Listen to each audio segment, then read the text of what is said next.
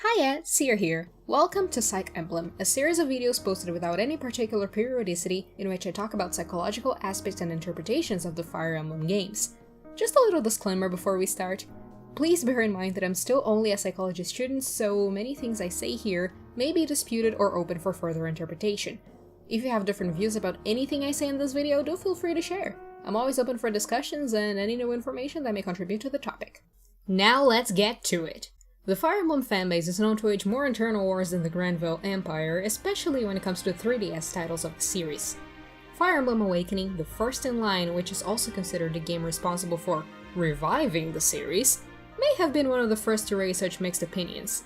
While many old fans claim it's too casual, too filled with waifus, or too silly, others enjoy and respect the tribute it paid to previous games, through countless references, some old faces, and bringing back mechanics such as the overworld map and child units. Writing-wise, while it's true that Awakening's story is overall lighter, especially compared to games with particularly heavy themes, such as Genealogy of the Holy War, this doesn't mean it turns its back on serious topics, and this is evident when you read through the support conversations in the game. I tend to compare the support conversations in Awakening to a mixed salad. It's got the good stuff you just love, the bad stuff you pick out and whose existence you just try to ignore, and the unremarkable stuff that you eat just because it's there already, so why not? This means that there are incredible support conversations and terrible support conversations alike. Likewise, it also means that there are some serious conversations tackling some deep topics, just as much as silly, light-hearted convos. Much like how Genealogy tackled political turmoil and family feuds, and Tellius dealt with the topic of racism, there is one underlying topic to most serious support conversations in Awakening: trauma. Whether you think of a deeply rooted pathology or a natural reaction to intensely harmful events, Awakening's got you covered. But first and foremost, what is the difference? What even is trauma as a pathology? That's the part where I push up my imaginary young light glasses and let the psychologist-to-be-me take over. Trauma per se is not an illness. In fact, it's a natural response when we have contact with a traumatic event, that is, an event or a series of events including violence, abuse, death threats, or the death of someone who's close to us. It is natural for most people to be intensely impacted by it. That's why the Diagnostic and Statistical Manual of Mental Disorders, or DSM for short, has an entire section dedicated to trauma and stressor-related disorders, to differ not only a normal reaction to a traumatic event from an actual illness, but also to discern different types of illnesses. Yep, there are many different kinds of illnesses one can develop after a traumatic event. These include adaptation disorder, acute stress disorder, unspecified disorder, special diagnosis for children, and what is probably the most famous one, post-traumatic stress disorder, or PTSD. I'm not going into detail about all of these, but some exposure is important if we want to verify the presence of these disorders in Fire Emblem Awakening, as well as signs of dealing with trauma that are not disorders at all. According to the latest edition of the DSM, there are a few traits that are common to all stressor and trauma-related disorders. Namely, the symptoms must start following a traumatic event or a series of traumatic events. Avoidance of anything that may remind the person of the events. Out of a group of trauma-related symptoms, at least one must be present. Negative change in mood and cognition. Out of this group, at least two must be present. And, last but not least, out of the hypersensitive reactions to stimuli group, at least two symptoms must be present. The main difference between all of those subtypes I've mentioned is mostly the onset and duration of the symptoms. PTSD is possibly the gravest of them all, being diagnosed after at least 1 month has passed since exposure to the traumatic event, and with symptoms that may last a lifetime. That being said, many people may experience those symptoms within a few days from going through a traumatic event. Likewise, many may have a hard time adapting to change. However, the last similarity between all of those disorders, which also tells them apart from normal reaction to trauma, is the impact those symptoms have on someone's life. Something should only be considered a psychological condition when it has serious negative impact on the person's life, or when the suffering is disproportionate to the stressor. The International Classification of Diseases, or ICD for short, also lists most of these conditions, although in much more concise terms.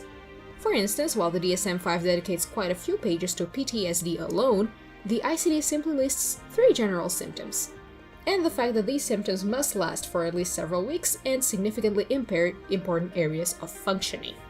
Pretty straightforward, but then again, the ICD is more like a catalog, while the DSM is more like an actual specialized guide for mental health professionals.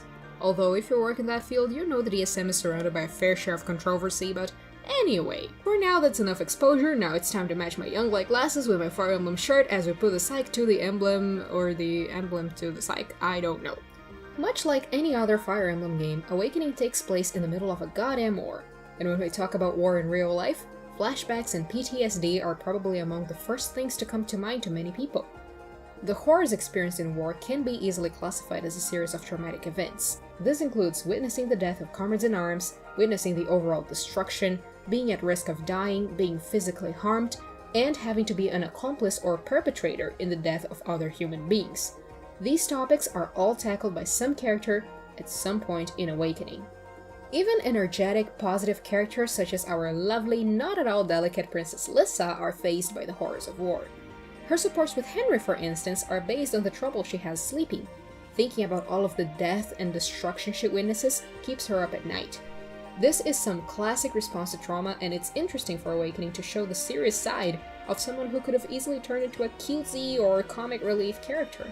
Also in a support with Henry, Riken feels uneasy when the Dark Mage starts telling him about the lives of his former allies.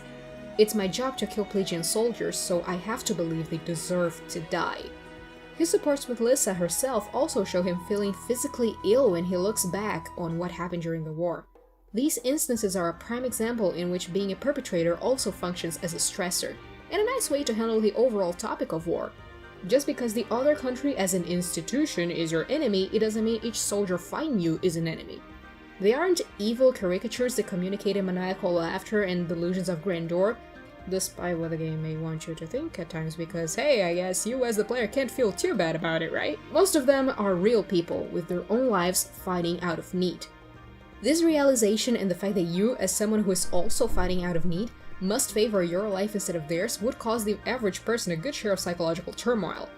This doesn't mean it would necessarily trigger a full-blown disorder. As we see here with Riken and Lissa, both respond to trauma in some way, but neither is severely impaired to a point that becomes central to who they are or keeps them from functioning in any way.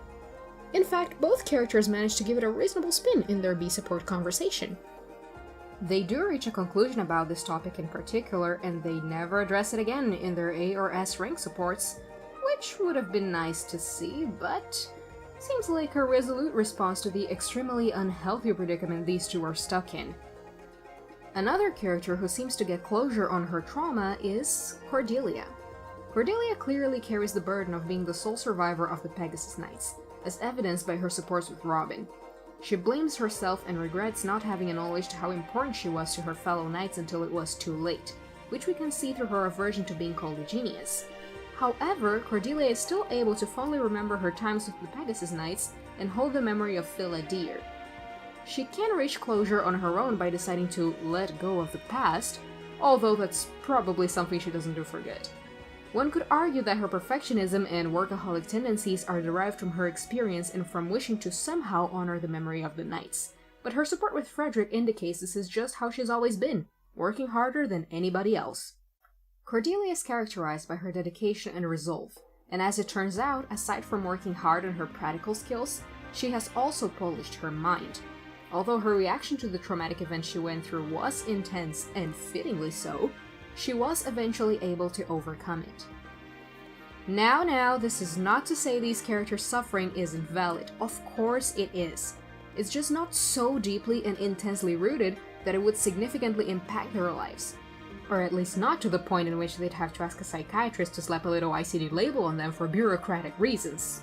I suppose this is a good moment to point out that despite our society's apparent need to pathologize everything, you don't need to have an illness to be worthy of empathy and attention. Everybody goes through hard times, and they don't need to be at the bottom of the well for others to reach out and help them climb back up.